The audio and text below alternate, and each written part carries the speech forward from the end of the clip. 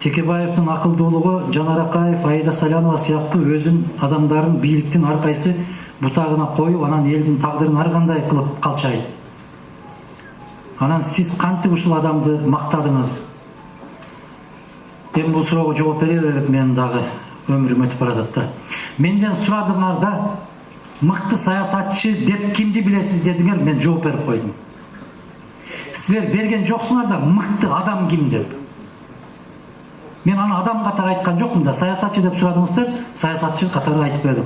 Куулугун, башкалыгын, мунун баарын саясат деп коем. Эгер андан дагы күчтүүрөөгүн айтсаңар, атагыла. Кече бирөө сурап атат.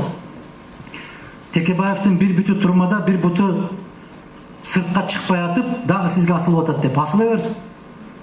Эмне деп асылды? Мен карабайм мисалы. Анан WhatsApp'тан жиберип коем. Муну мен да жасаган жокмун, Мадумаров да, Адахан да жасаган жок. Муну Жээнбеков жасап атат реформа деп.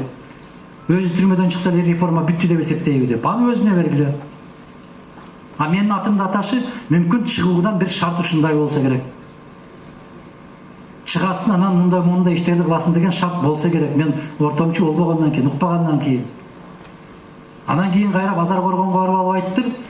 Ал киши мага эч качан тийишпейт, мен өзүм тийишип алып, анан катыра жообун алам деп. Тийишпе мага. Эгерде кандайдыр бир башка жактарга убада берилген болсо, ал башка маселе. Чыгуунун шарттары ар кандай болот да, кандай дейсиздер? Аны жакшы көргөндөн чыгарып аткан жок да. 2 жыл 7 ай отурдум дейт. Ошол 2 жылын азыркы мен унутуп атпайсыңбы? 2 жыл болду да. Анан кантанын реформаны 2 жылга созуп бүтүрүп коюп туралы. Андайда жакшы көрүнөм десең дагы абайлап сүйлөш керек.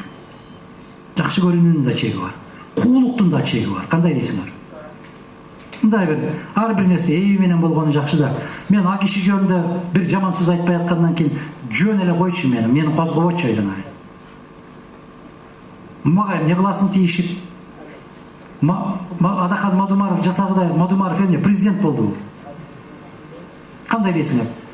Же алар сыяктуу болуп, утурумдукчу болуп алып мен декрет чыгардымбы? Же конституция жаздымбы мен? Баарын өздөрү жазышат, баарын өздөрү чыгарат дагы. Анан сөзгө илиштирсе эле Мадумаров да.